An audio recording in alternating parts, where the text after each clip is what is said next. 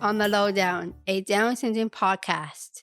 Pamela Carvajal gives us the lowdown on raising a child with Down syndrome who has mobility issues. Over to you, Pamela. Thanks, Danielle. Hello and welcome to the Lowdown. I'm your host, Marla Folden, and I'm an SLP here at the DSRF. And I'm joined by my very fabulous co-host, Hina Mahmood, who's an OT here at the DSRF. Hi, Hina. How's it going? I'm good, Marla. How are you? Ooh, I'm good. I'm ready for a good big day of podcasting. Yes.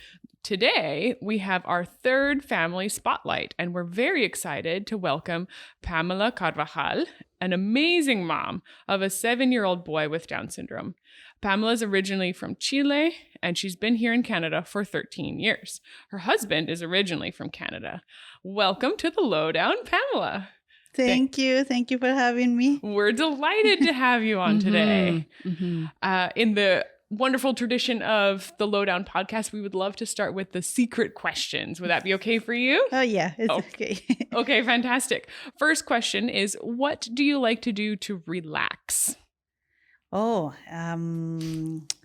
I really like to go to shows, like plays and at the theater, or concert. Not the big ones, but I really love to watch shows. That is one of my favorite things. Oh. I'm not too much about sports and stuff. I know I should, but You don't have to like sports. It's fine. but well, I mean, you know, those kind of things. But I really love to go to those places. And even though I don't drive, I have to take transit. But just going there and sit and relax, and I really love that. Yeah. Do you have a favorite show that you've seen? Usually, I like to go to the, for example, at the Chant Center. You know, those concerts. Yep. Those things, or plays. I like plays too. Yeah. Oh, very nice. Chant Center is such a beautiful venue too. Oh, It's really, really nice there. Yeah, and I'm so happy now after the pandemic, right? Yes. Because I suffer a little bit. I know it's probably Yeah. weird to say, but I suffer not going. It's really my time. I try to go as often I can do it, and I try to go to follow the pages. So then there is some contest, so I get tickets and stuff. Oh, So smart. Yeah. So I was So missing it's that. hard to not be able to go. Yeah. Yeah, or going to the movies. Yeah, that was. Yeah, I like to do that too. So that was a little bit hard. Yeah, I know you can see them online and Not stuff, the but same. it's not the same. No, we tried that a little bit with some online like comedy shows, and it's really the same Yeah, I mean environment. they help, but it's not the same. No. Second question, are you a coffee person or a tea person? Well, in my country, Or mate. Chile, we are more tea. My whole life I was drinking tea. Even when you are little, it's normal for the kids to drink tea. But since I'm here, I'm coffee person totally. I mean, it's way different because in my country, for some reason, we use more the powder coffee. And it's okay, but nothing like smelling the real coffee. So I'm a coffee person now. I love that. Okay, I'm going to take over for the next few questions. What is the first thing we should do when we visit Chile? Oh, I know it's a big question.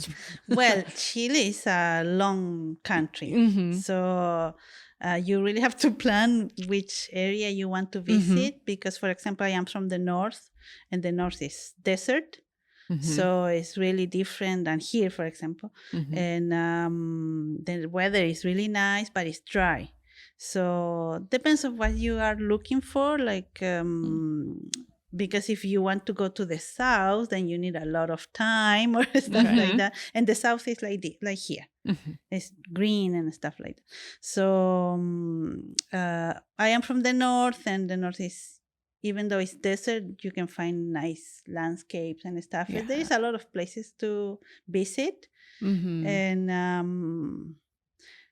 probably it's not that cheap like other countries in Latin America that you have to keep in mind too. Yeah. But it's basically to check what you would like to see. Yeah. Mhm. Yeah, because then we have an island too, like it's tropical. It's like little Oh. Hawaii.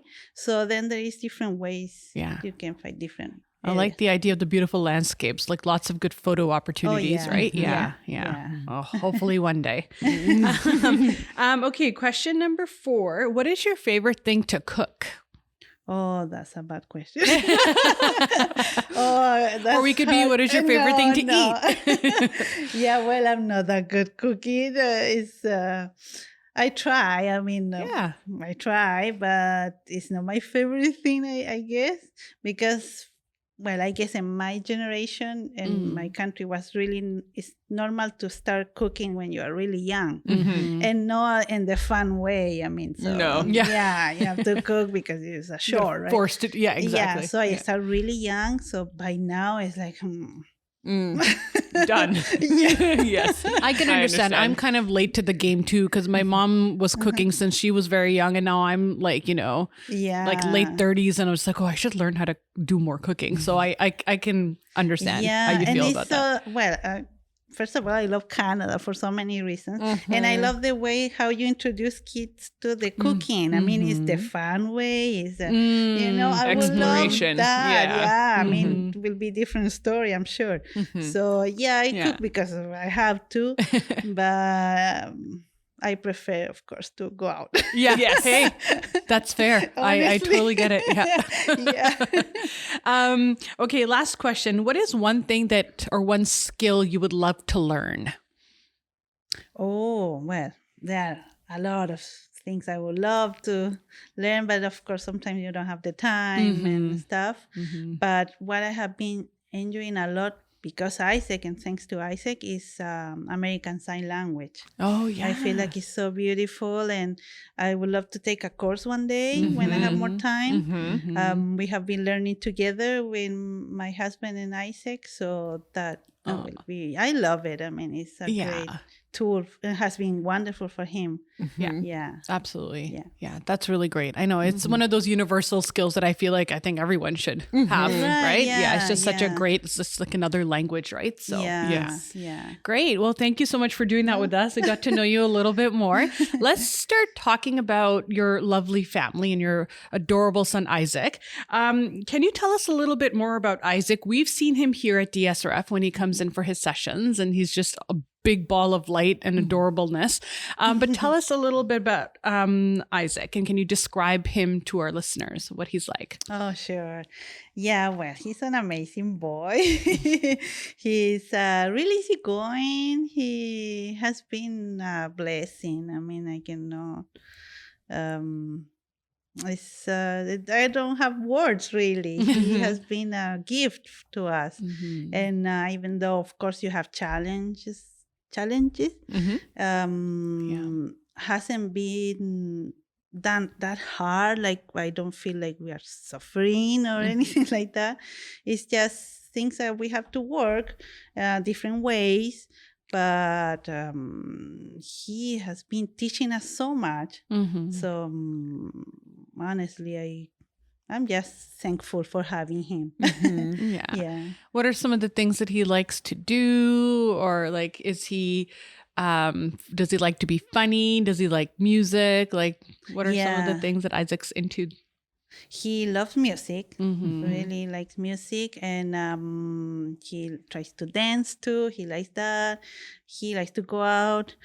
Because I don't drive, since he was really little, we have been taking transit, and good thing he loves it. Oh, that's nice. And sometimes even more than the car. I mean, when Daddy pick us up for any place, he's not that happy because he knows we could take especially the SkyTrain. No, that is big time. That's entertainment. It's nice to watch the world go by, though. Yeah, it's really so he loves that. He loves to be outside. I feel most of our kids, they learn a lot visually, so he's paying attention to everything, and he really gets the information in that way. So we have been trying that he enjoy his life, right? Fall in love with life, and I think he's doing it. Yeah. That's really great. Such a good outlook to have, to be able to just immerse him in everything, let him enjoy life and experience different things, right? Exactly. And he's probably one of the very few kids that I know that prefers the bus and the SkyTrain over the car. So that's awesome. Such a great idea. Pamela, can you tell us a little bit about how you were told that Isaac has Down syndrome? Did you find out when you were pregnant, or did you find out after Isaac was born? What was that like? Well, when I was pregnant, I got the blood test, I believe, and then the doctor told me they found out that it was not 100%, but 50% by that time. And then they offered to do that thing that, what do you call The it? amniocentesis? Yeah. Mm-hmm. And because there is a tiny risk that something could happen to the baby, I say no. Yeah. I say no, I don't want that. So in that time, there was the other option with the blood test, and you have to pay in that time. Apparently now, no anymore, I'm not sure. And so I say, okay, no, I prefer to pay. It was really expensive, but I didn't want any risk about Isaac, especially because knowing if he was coming with Down syndrome or not. So we did the other thing, and then the result was 99%. My story is a little bit different because in Chile we have a TV show. It's like variety here. It's called Teleton. So it's really popular. I grew up watching that every year. And of course, the TV show shows stories about the families and stuff. What always got my attention is most of the family, they say, well, I never thought was going to happen to me. Yeah. And they were always took my attention because why not? I mean, could happen. So I grew up thinking that, especially when I was teenager, thinking, well, can happen to me because I wanted to be a mom one day. Right. So that was in my mind already. Okay. So it was not like I never thought about it. I did thought about it. Yeah. So I did think about it. And then the other thing is I was an older mom. I was 38 already. So of course people is telling you, doctors, they tell you all the time. Yes. Even though you know. Yes. That can be risks. So I was kind I don't know, full prepared. No, of course not, because you are not full prepared. But I was at least aware. Yeah. There was an idea in the back of your mind. Yeah. So even though okay, let's go. And then, it was a big news, of course, because it's different when you think about it and then when it's when it is you. Yes. But, and as every human being, I went to search information online. And I put down blah, blah, blah. And of course show up all these things that we all know that is so negative information. So much medical complication. Right away it shows the illness, the limitations, and those drawings that they are so they're terrible. I know. I'm a graphic designer. I mean, so it's offensive on top of it.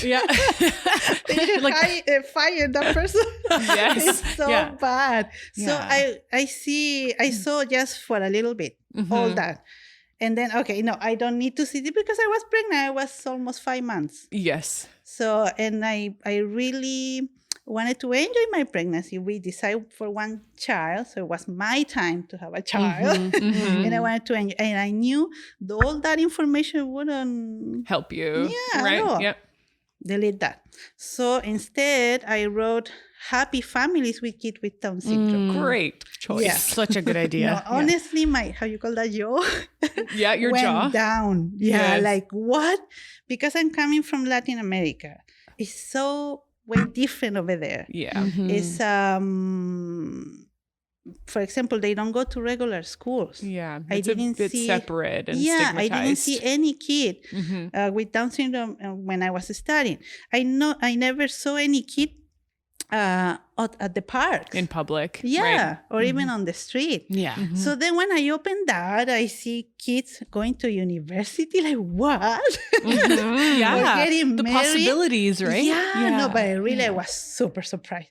I was so surprised, and of course in a good way. And then I said, okay, that's everything I need to know. I didn't investigate anything else. I thought it was not necessary. Yeah. This is my child, is my son. Well, I didn't know yet it was a boy. Yeah. But I'm going to enjoy this. Yeah. So that was my starting. So was good. I feel like it was a little bit different, you know. So I didn't have, when he born, like to forget about the child. I imagine because some people that happen, and I respect. Of course, I respect. For some people, it's hard. But no, for me, it was always my child. Yeah. So I want him first alive. Yes. And then let's start from there. Yeah. And I think that's that's an experience that a lot of other families have shared with us too, that it's different. It's not what you expected, but it can be a good different, right? Exactly. And it's something you just need to now kind of just change your view a little bit, but it's still your child. You're still going to love them. It's just there's a couple of extra cool things about them that now you have to kind of, figure out. So that's how did your family take the news when you told them about Isaac having Down syndrome? Well, I told my family when I was still pregnant, and of course they were, because it's something that, a situation that over there they feel like it's really sad and it's like a punishment almost. And so of course they were worried, but because my attitude, I think that helped them too. I mean, I didn't want them to feel, oh, this is a tragedy. Right. Because I really want to keep him there and happy. Yeah. That was my main. So whatever he's coming, okay, no, I want you born and then, I want it alive and then enjoy. And so I tried somehow to calm him down too. Yeah. So, and honestly, we try to don't talk too much about it. That was the point. Yeah. I mean, I'm pregnant. That's my situation. Yes. Yeah. Let's enjoy it. And there's details, but the main point is that you're pregnant and you have a baby coming. Exactly. Yeah. So I Happy didn't occasion. investigate too much. What for? So that was the the point. So that helps them. So when he born, I remember I connected with my dad, and he thought, "Oh, Pamela, I thought you were going to be so tired and a little bit sad." I said, "What? I have a baby." So I think for all of us was like that. My close family. Yeah. And it sounds like they took their lead from you. And you decided this is how it's going to be. Yeah. And they said, okay, like if you're okay with it, why would they think it's a tragedy? Yeah, right? exactly. And my husband too. My husband was a big support too, because he never felt, what we are going to do now. Yeah. Oh, God. Well, actually, this. I mean, at the hospitals and stuff, I know it's their job. They offer you to not continue. Yeah. I am agree. They ask you once. When the parents say no once, I think it's enough. Yeah. They shouldn't ask you Multiple again times. and again and again. Yeah. That to me is no. Yeah. Even though you feel like maybe they are not so sure, it's our business. It's our problem. Yeah. It's your decision at the end of the day. Exactly. Right? We say no, and my husband say right away, we together no. And that was a little bit hard. I mean, and then it was so many times they asked me, because I have to take so many doctor's appointments in different places. So every time in different places, again, could see my husband got really angry one day. You have to stop this, because in a point, of course, my mind was first time mom. Yeah. So. Is that bad, really? Well, and that's what it feels like. If so many people are asking you, then you think, oh, maybe there's something I don't know. Yeah. And maybe, whatever. So, exactly. But I was so attached to those images I saw about the happy family. So I thought maybe, we are going to have,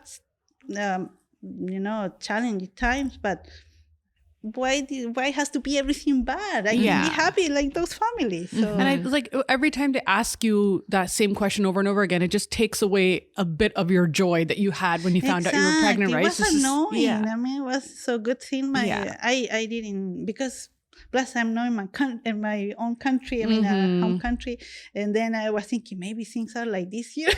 There was so many thought. Yeah. So then go see my husband. Yeah, he said, "Can you stop that? Yeah. You write down or no?" He's told Enough. and he was angry.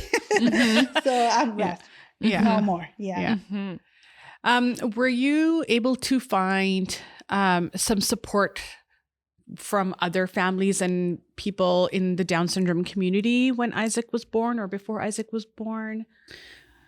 Before, no, because as I told you, I didn't investigate too much. I Yeah. didn't want to think too much about it. Mm-hmm. But when he born, connected right away with IDP. Mm-hmm. And, we have been really lucky because the consultant, it was for Isaac. She's from Chile, too. Oh, that's lovely. Yeah, so that was one thing. Of course, now we are friends. Yeah, of course. So, it's with them, they have activities with other parents. So, we started our journey, really early. And to me, when he born, they never confirmed 100%. But when he born, I saw him and I realized right away, he does have Down syndrome. Because first time mom and I didn't have the information. For some reason in my imagination, I thought he was going to born in like a sleepy or really quiet. I don't know from where I got that. He born and the loud is like, "Rah!" I'm here. He's here. The announcement. And then they clean and then they show me Isaac. Of course, they put it here. They show me Isaac with big eyes looking at me. I was so surprised. So I thought, I don't have to worry about anything. I mean, wow, he was so strong. And I love that. And so when I met Maria, that's the consultant, I was in that situation, this is Isaac. Already in love. Yes. I was in love. It was no hard in that to bond with him. No. So of course, it's funny, because as you are, then the people around you is too. So the same with the doctor. I remember the pediatrician. He came the next day, like with his hands at his back, nervous. And he was we are thinking he might. So I thought we knew, doctor, we are okay. Don't worry. Oh, yeah. So right away he relaxes. I love that. I mean, if generally I was happy. I mean, I saw him, and the only time I saw something that looks like me, because he's the same face as his dad. But when I saw him first time, I saw this area, the mouth and the nose. I remember my baby pictures. So, I was so silly. I was thinking I have to pay attention because in South America, sometimes they change the babies. Oh, yes. So I was always thinking. Taking notes on him right away. Make sure that he comes back to you. My son. So I right away when I saw him, that's my baby. And then, of course, he has Down syndrome, but that's my baby. I love that. Down syndrome, but still your baby. That's so sweet. You guys are a multilingual family, which is such a great environment for any child to grow up in, to really, such rich cultures. And how do you, what is it like to have multiple languages going on at home and at school for Isaac as well? Oh, it has been easy because I didn't have done much information about Down syndrome. I thought that it was going to be too much for him. We put limits on them when we don't know. Exactly. So good thing the doctor from the beginning, they told me no, you talk Spanish, he will be fine. Oh, great. I'd love to hear that. Exactly. From day one. Our pediatrician, he was really good from the beginning. So, great. I said, don't worry about it. He will get it. And it's natural. So, I was so happy. So, he understands because he's non-verbal, but he understands Spanish, no problem. And then you work a little bit at home too. I mean, because it's just me speaking Spanish. My husband speaks English. So I try to have those courses with DVDs for Spanish, music and stuff. Trying to make it equal exposure Yeah, to yeah. English and Spanish. Yeah. And that's great because, songs are part of what we hear every Yeah. day. Shows are part of what we Uh-huh. hear. And both is wonderful. Yeah, and Yeah. it's natural like any Mhm. other kid. I mean, when we connect with my parents, right away he say hola, and I mean they know. I mean, yeah, it's wonderful. And what a great thing for him to have as he gets older, right? And then now Yeah. with ASL and sign language on top of it too, right? So he's like Exactly. 3 languages, Yeah. 3 different ways of communicating. It just gives him all these like great tools to use as he gets Yeah. older. So Yeah, that's fantastic. Yeah. It's really good. Yeah. So let's get back to Isaac a little bit more. Do you have a memory from when Isaac was like in preschool or when he was a toddler that kind of stands out to you, like this experience that you had with him or something that he did that just kind of you always remember? I'm sure you probably remember everything. You're a mom. But yeah. Well, what really got my attention, again, because probably this happened to a lot of parents, that our kids surprise us like every day. Like sometimes you think, like, really, you are doing this? And since he born, I start investigating. Then I start really looking online and check stuff. And then I learned from early that American Sign Language is really good. To use it. So, and because I like it even from before, I started looking online, and then I found this blog with one dad with his son, and they recommend that, and they recommend some, YouTube videos and stuff. So I start, because they say at 6 months is okay. 6 months old. Totally. So I started with the milk. And of course, a few months he didn't do anything because he's too little. Yeah. But when he started moving his hand, I was, oh my God. Oh, it's working. Yeah, it's working. So we continue, and my husband too. We continues. And of course, take a little bit of time for him to learn one, then the other one. But when he was from toddler and preschool, he started to get them so fast. That was really surprised. Like sometimes I show him twice, one sign, that's it. Okay, I got it. And to me, sign language has been a big time tool, because it was, thanks to sign language, it was easier to show him the icons for AAC. AAC. Yeah. He's used to a visual language. Exactly. Yes. And way more easier to explain to him what I was trying to do. Yeah. Because otherwise, I don't know. I mean, first we start with just a big poster with the a few icons. So, okay, I was showing him that, and that is more. And, that is the milk. So he got it right away. So And it's very natural, right? Because a lot of the pictures on an AAC, whether it's a paper or an app or whatever, they show hands doing that sign. Exactly. So if you already know the sign, it's a huge advantage. Exactly. Which is what you're describing. That's so great. Yeah, so that surprised me how we start little by little, but as soon as he got it, yes, I told you, sometimes just twice. And he got it. So, we were on fire then with my husband. Yes. Yeah, so that was cool. That was That's really so cool. great. Yeah. Fast learner. That's awesome.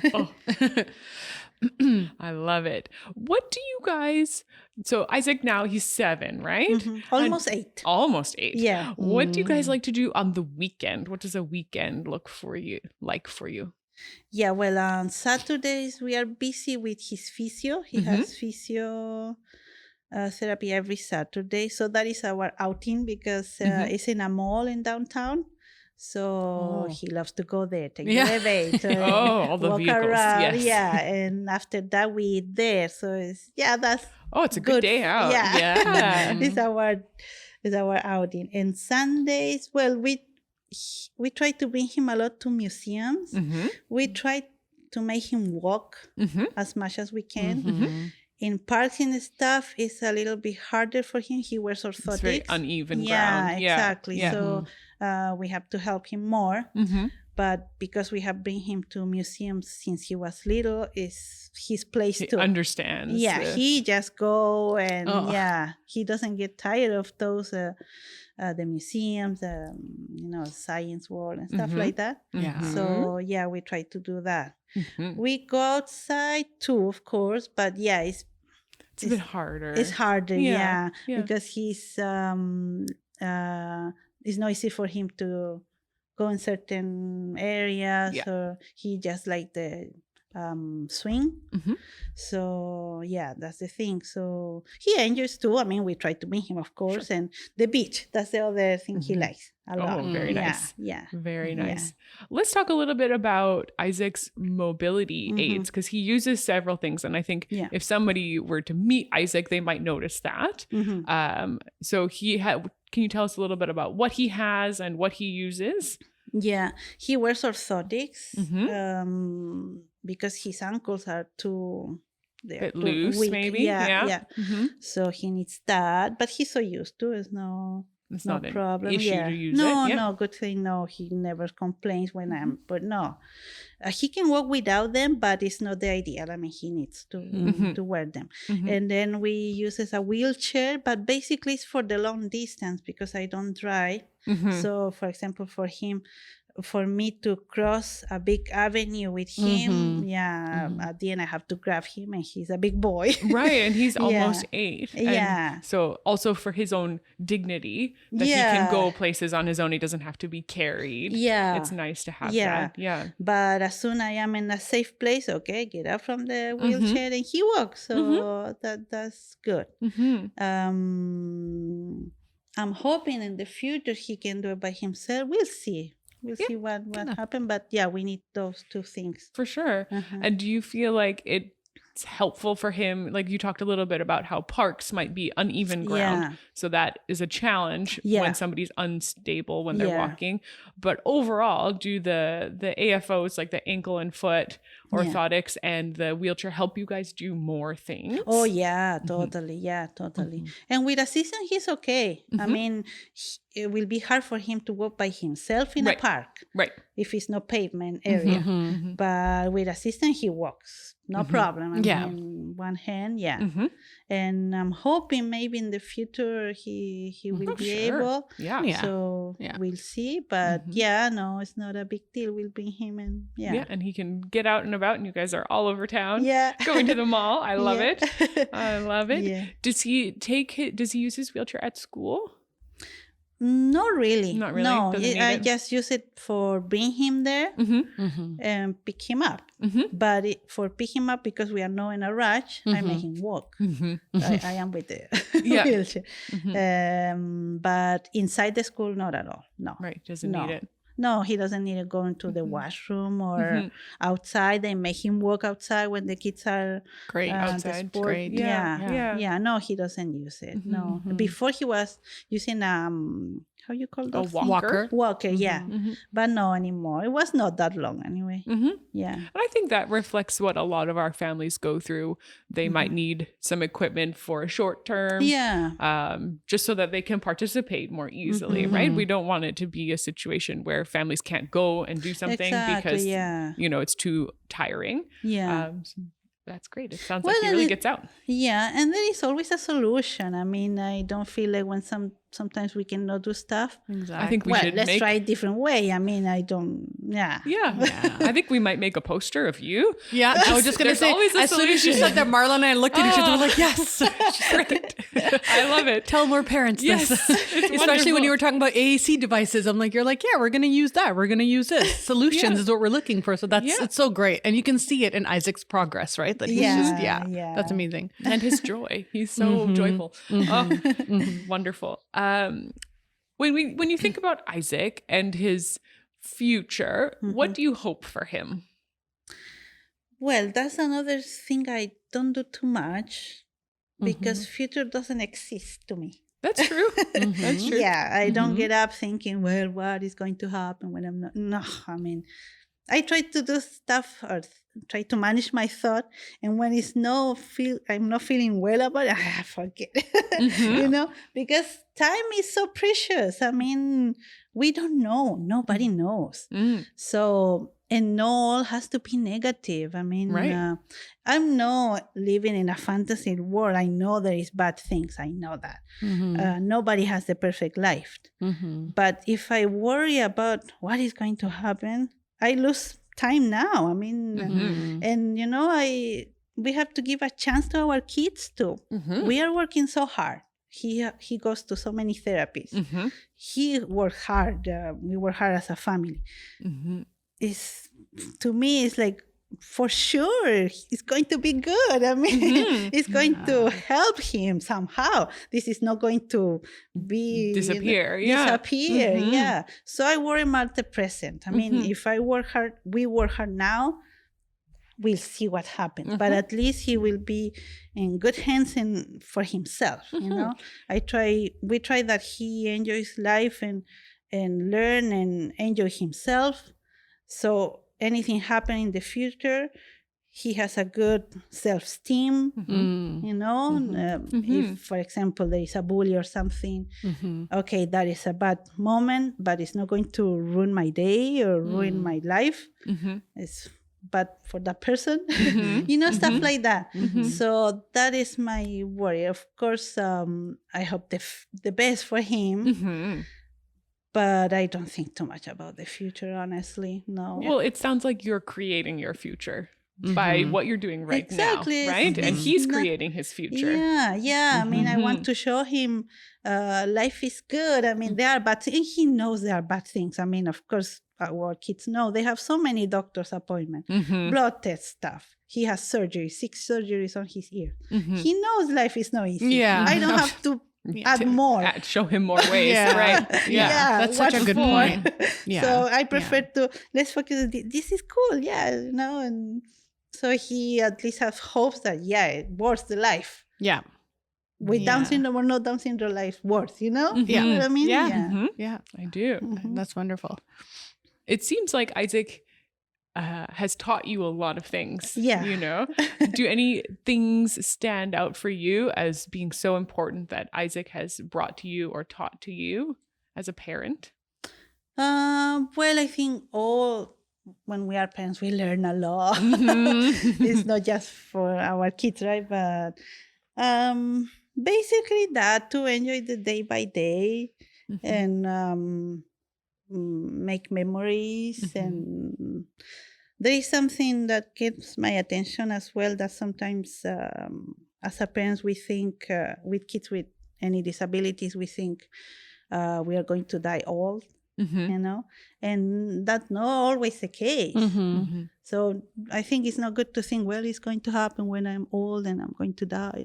I mean, what for? I mean, just enjoy the day. I mean, I see him and every little thing he does and surprise me. I just enjoy that. And I'm lucky that I work just part-time and I can be with him every day because we don't have family. So, but I don't have choice, but at the same time, it's what I want to do. It's what you would choose, right? Yeah. I want to do it, and my husband support me, so it's perfect to me. And I love being with him and be able to speak to him Spanish and all those stuff. So just enjoy motherhood. Enjoy motherhood. So that's the big teaching, I think.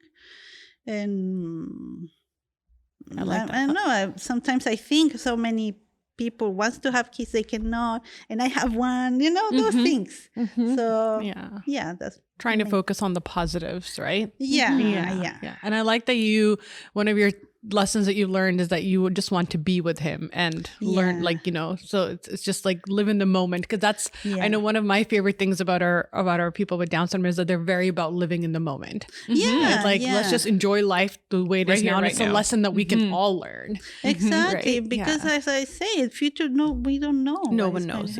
And well, and we don't have to think bad either. I mean, everything's going to be so bad. I mean, we can win lottery tomorrow. You don't know. Yeah, you never know. Yeah. Yeah. So it's just a day by day. Yeah. Thinking about the way that you received your diagnosis and you handled it beautifully, and like you said, it wasn't a shock to you because in the back of your mind you always thought, well, maybe. Do you have any thoughts of what other parents could do when they receive this kind of information? I'm thinking particularly about Latino families where it is more of a challenge and there's a cultural a pretty strong culture of stigma and taboo against people with disabilities, and they're just not very publicly seen. Do you have any advice for any other families who are going to get this news in the future? Yeah, you know what? I notice sometimes people talk a lot about how bad is the world now and blah, blah, blah. But I try to see good things too. I mean, new generations, good thing, are thinking different. And I feel because internet and you can see other families and stuff. So in Chile, it's still really a situation. But the young parents are fighting because they can see, well, in other countries they do this. Why is not possible here? And they are fighting. They are fighting right now really hard to put the kids in regular schools. Because it should be huge. Exactly. I mean, imagine if people grew up like they do here and they at least know somebody with Down syndrome, exactly. right? That's huge. If you don't they even all know. learn, the kids, the classmates and the child. So it's basic. That is a basic thing that they have to go to regular schools. So if I can give an advice, I don't know if I... You're qualified. You're absolutely qualified. Well, what I felt and when I didn't thought, but I felt is my child. So I will say, see your child. If you really want to, just see your child, know the diagnosis. Try to see if the things in their face that, it look like me, and just think about that. It's your child. You are the mommy, you are the daddy, and you guys are a family. So that's it. I mean, what is coming, nobody knows. Yeah. So that will be, because that helped me and I feel it right away. And it was so like nice. Yeah. I remember when I post on Facebook, because I wanted to tell my friends, and when he born, I post that I didn't want any comment like, oh, sorry, or even though I got them. But because first of all, I always say he was alive. I mean, it's a miracle already. It's a miracle, pregnancy and child born is a big deal. Now I know. And so many things happen. So to be able to have your baby and it's alive and it's yours, and so I mean that's a miracle. So see your child. That will be And I really like your idea of Googling happy family with Down syndrome. That's a really smart idea. And can you imagine for me that I have that background? I mean, I was wow, what is coming here? Yeah, what a complete opposite effect, right? Of just I mean, that was wow. Still is what is hard is that actually how some other people see it, especially people like my country and other countries, is that like sometimes we are super happy at the park or wherever with Isaac, and then there is this look like, oh, I'm sorry. Really? Why? Can't you see we're having fun here? So try to, if there is a message for other people, don't do that. I mean, don't look at us. Because don't assume. I know, again, I have to say, I know for some people, some families, it's hard at the beginning and it's respectable. I respect that.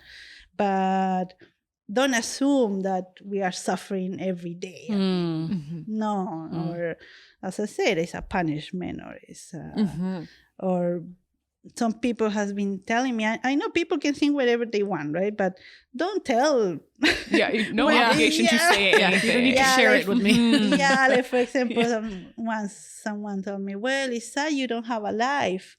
Like, so, okay, I mean, I'm raising my child. It's not the child of my neighbor. Yeah. Right? Your child. It's right. my child, and I'm enjoying. I mean, but those things are tired. What is hard for me, to me about Down syndrome is everything outside Isaac. Yes. Nothing about Other Down people. syndrome or Isaac. Yeah. So I try that doesn't affect me, because that is what I want to teach Isaac, right? And I do the exercise, but yeah, sometimes it's like, come on. It's frustrating. Yeah. And I think we are more exposed because we take transit. Right. So yeah, people sometimes just talk. I have been a little bit fighting sometimes because I'm that. Well, enough is enough. Yeah. Right. Yeah. And then when that happened, then I feel like, wow. And I feel like some people don't expect that I'm going to say something back. And sometimes I say it loud. And so I feel good after. It's a learning opportunity for everybody else there who was maybe thinking and not saying, and then they can learn. Yeah. Then actually Isaac loves transit and is having a good time. Yeah, exactly. So and I feel like sometimes they get surprised, like, because I'm small and you know, like and but yes, they need to learn, and I know. I want to know I want to believe that a lot of people is because they don't know, right? They don't have the information. But that's why we are here. That is why we're here. Yeah. Yes, absolutely. So yes, if you have a comment, try to think first what you're going to say. Yeah. And then, or better don't say anything. Yeah. Yeah. I've had some families say that you can ask questions, right? Like, Yeah. don't assume, like you said, but just ask, like, oh, Yeah. you know, it's like that's at least coming from a place where you want to learn more and not just base it off of judgment right away. Like, oh, it must be so hard that you have to take the bus with your child in a wheelchair. They have no idea the backstory about how much he loves taking the bus, and this is actually a treat. So that's a really good piece of advice for everybody. And I think there's probably maybe people listening who would think, oh, I would never do that, which is fine. But then also you could model a better way to behave, which would be to, say hi to Isaac. If you want to say something, say hi to him. Yeah. And, talk about what a great time it is at the park or on the bus or whatever. If you have to say something, do so with dignity and show other people the right way to interact with people of the public. Right? Absolutely. Totally. Great. Well, Pamela, what a joy to chat with you today. What a delight. You. I really appreciate you coming. Actually, we both really do. 100%. And I think everyone listening will love to hear about Isaac. That's wonderful. Thank you. Thank you for so having much. me. Thank you for this opportunity, especially for families to talk, because it's good that we share this. Yeah, absolutely. Yeah. Great. Thank you.